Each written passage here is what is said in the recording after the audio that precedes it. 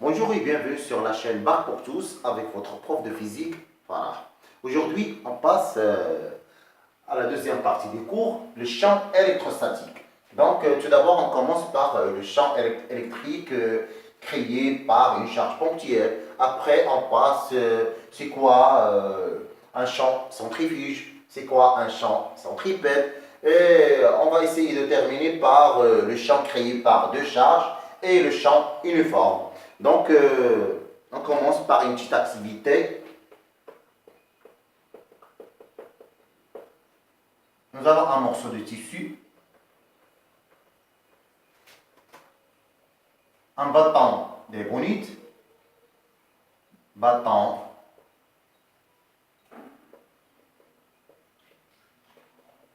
donc on va essayer de frotter le bâton contre le tissu. On remarque, comme nous avons vu la dernière fois, on remarque qu'il y a des charges ici, l'ébonite, des charges plus. C'est bon? Donc, les charges plus, ça veut dire que les électrons, il y a un excès des électrons. Donc, ils sont arrivés du morceau de tissu, les électrons. C'est bon? Ces électrons-là, ils ont migré vers le bâton d'ébonite. Donc, ici, le bâton d'ébonite contient plus d'électrons. Donc, il y a... Si par exemple, je pose quelques morceaux de papier ici, vous l'avez déjà fait ça en collège, on remarque que le bâton d'ébonite peut, par exemple, déplacer ces morceaux de papier, par exemple. C'est bon? Donc, ici, cette région de l'espace est sensible. Donc, n'importe quel morceau qui se trouve ici peut, par exemple, être attiré par le bâton d'ébonite. Donc, pour bien comprendre ce phénomène, ou bien cette force électrostatique créée par le bâton d'ébonite, il vaut mieux raisonner sur une charge ponctuelle, une charge appliquée à ce point-là.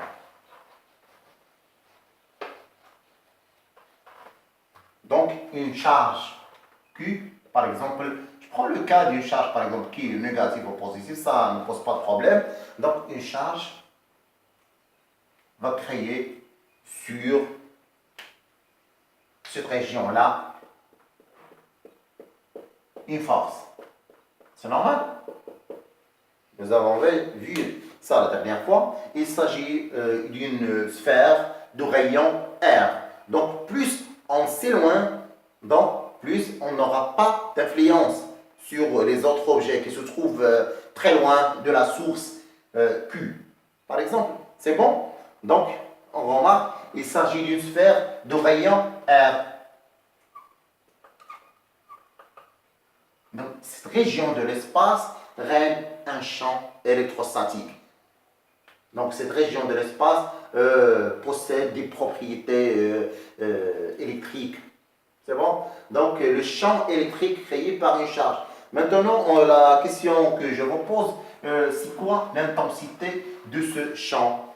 Est-ce qu'on peut calculer l'intensité? Est-ce qu'on peut, par exemple, savoir le sens, la direction, ainsi de suite? C'est bon? Il vaut mieux faire, par exemple, poser une charge test pour bien comprendre ça. Nous avons Q, par exemple, le positif, Q1, Q2, une charge test. Par exemple, je prends le cas de Q2 positif aussi. Donc, ici, une distance R entre le point A et le point P. Donc, au point P, ici, je pose une charge Q2. Donc, je calcule la force créée ou bien appliquée, exercée par Q1 sur Q2. Donc, F exercé par Q1 sur Q2 égale à K Q1 Q2 sur R carré fois U. Je prends par exemple U, c'est un vecteur unitaire. C'est bon? U, ça veut dire que le module de U égale à 1. R, je peux prendre R égale à 2 ou 3 cm, ça ne pose pas aucun problème. C'est bon? Donc F Q1 sur Q2 égale à K Q1. Q2, c'est la force électrostatique créée par Q1 au point P, par exemple. Donc F Q1 sur Q2, si je divise par Q2, je trouve K Q1 sur R carré fois U. C'est bon? Donc, je pose maintenant une autre charge, par exemple, de charge Q3, ici. Donc, j'enlève la charge Q2 et je pose une autre charge Q3, par exemple. Donc, c'est la même chose, on aura la force créée par Q1 sur Q3, c'est Q1 sur Q3 égale à K Q1 Q3 sur R carré fois U. Donc, de même, F Q1 sur Q3 sur Q3 égale à K Q1 sur R carré fois U. C'est bon? On refait encore le travail. Encore une fois, je pose par exemple Q4. On remarque aussi que F Q1 sur Q4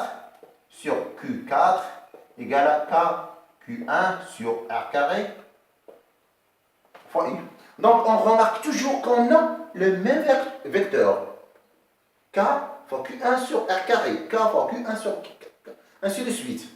Donc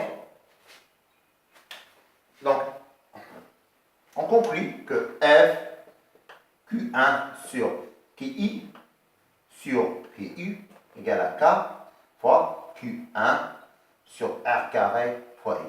Donc ce vecteur s'appelle le vecteur champ électrostatique. C'est bon? Donc au point P, on a toujours un champ qui évoque K Q1 U sur R carré. Donc ici, c'est par exemple, on a ici, par exemple, on a même distance R, donc on aura le même champ. Si je pose le point R ici, donc point R, on aura le même champ. C'est bon? Ainsi de suite. Donc on remarque bien ici, dans ce cas-là, il suffit tout simplement de calculer R pour connaître la valeur de l'intensité de courant du champ au point. Donc, il suffit tout simplement de calculer la R. Pour K, c'est connu, c'est l'indice à la puissance 9. La charge Q1, c'est Q1 de la source. Et R, c'est la distance. Donc, ici, la sphère de rayon R possède un champ constant. C'est bon? Donc, on cherche maintenant U, Q1. Donc, on a Q1 positif, donc U, E et U ont le même sens. C'est bon? Ici, on parle de champ centrifuge.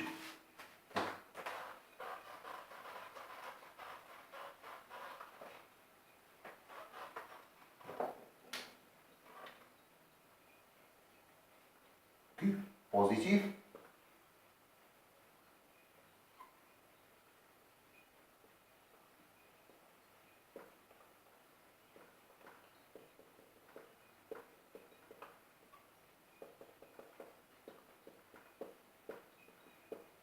Bon.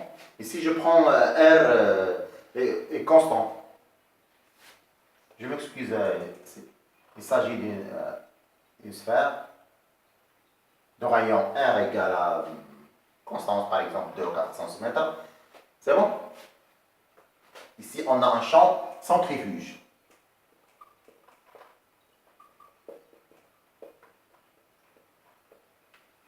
Parce que le champ E fuit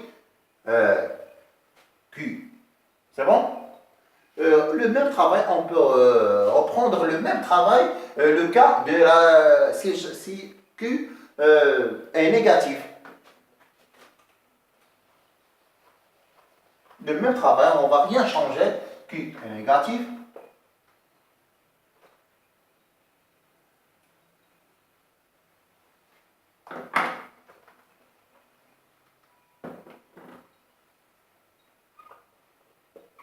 C'est bon? On aura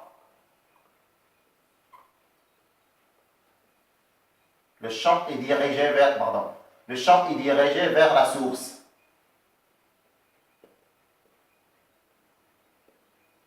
C'est bon? Donc, on a un champ centripète.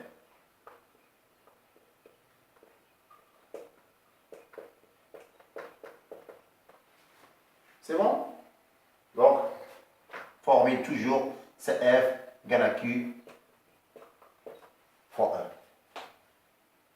Ici, c'est la force électrostatique. Q, la charge de la source. Et, non, c'est pas la. Ici, quand la charge de la source appartient à E1. Ici, c'est la charge, n'importe quelle charge ici, fois E. E contient la charge de la source. Dans sa formule. C'est bon? Donc, nous avons fait le champ centrifuge, centripète. On passe au champ créé par deux charges.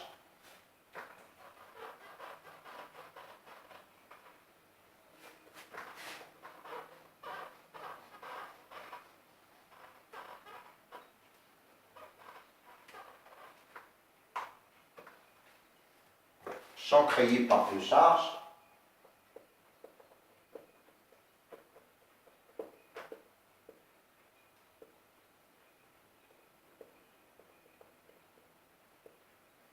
Je prends le cas d'une charge positive et une charge négative.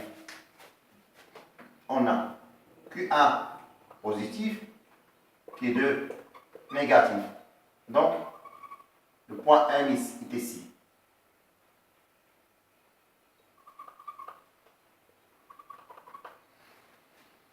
Donc, pour bien comprendre le champ total créé au point M par Q2 et Q1, donc il suffit tout simplement de raisonner sur Q2, après on passe à Q1. Donc, nous avons Q2 est négatif, donc le champ E est dirigé vers le point, par exemple le A, ici le point B. Donc le champ E est dirigé vers A, parce que Q est négatif. C'est bon? Donc la direction c'est la droite AM. La direction, la droite AM. Le sens de M vers A, puisque Q négatif. L'intensité FE égale à KQ2 sur AM au carré. C'est bon? L'intensité. Donc, on passe à la deuxième charge, Q1. Donc, le Q1 positif, donc le champ fuit la charge. Le champ, c'est ici.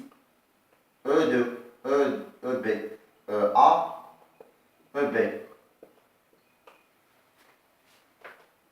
La direction, c'est toujours MB. Le sens, c'est de B vers M. Le sens de B vers M. Direction, la droite, MBM. L'intensité, E égale à K fois Q1 sur BM au carré. Maintenant, je cherche le champ total créé au point M, c'est-à-dire la somme des champs de EA plus EB.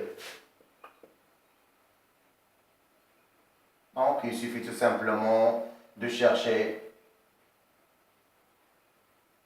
vecteur égal à EA, c'est ça, et l'autre vecteur pour tracer la somme OA plus EB. C'est bon? Donc, ces droites sont parallèles, ces droites sont aussi parallèles. Donc, la somme de A plus EB, c'est le vecteur OA plus EB. C'est bon? Donc, c'est ça le champ créé par deux charges. On va faire quelques exercices concernant cette partie. C'est vrai? Après, on passe à la dernière partie du cours. C'est le champ créé, c'est le champ uniforme.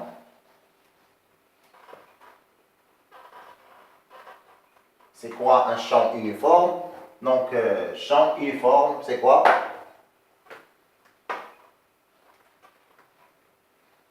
Champ uniforme, ça veut dire que le champ possède ces points-là, même sens, même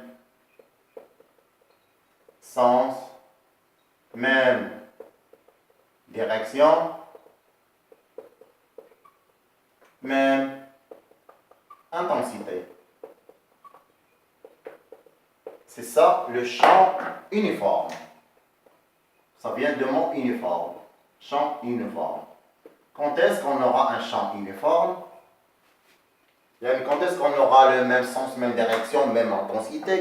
Donc il suffit tout simplement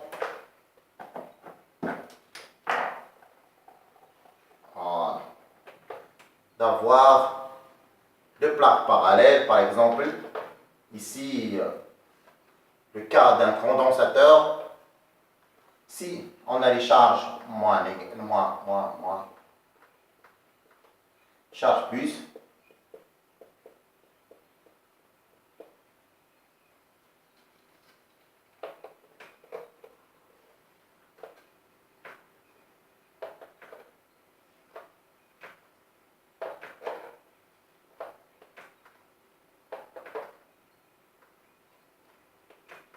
nous avons vu que si je raisonne par exemple sur les charges négatives, cette charge-là, donc si la charge est négative, donc le champ E se déplace vers la charge. Nous avons déjà vu ça. Ici, le même raisonnement. La charge est positive, donc le champ fuit la charge. Donc elle est dirigée vers les signes moins. C'est bon? On a ici le champ E, même, on a toujours le E, le même dans n'importe quel point entre ces deux parallèles, deux plaques parallèles P1 et P2. Donc on a toujours E égale à E1, E2, E1, même direction, même intensité et même sens. C'est bon? C'est ça le champ uniforme. Donc E égale à U. La différence de potentiel ou bien la tension entre les deux plaques divisée par la distance. La distance entre les deux plaques, par exemple, la distance, je calcule la distance entre les deux plaques ici, et ici c'est la tension, ou bien la différence de potentiel entre les deux charges. On pouvait même calculer ça à l'aide d'un voltmètre. C'est U, c'est toujours en volts, et T en mètres. Donc, E, c'est volts par mètre. Donc, je vous remercie beaucoup pour votre attention et on se verra la prochaine fois.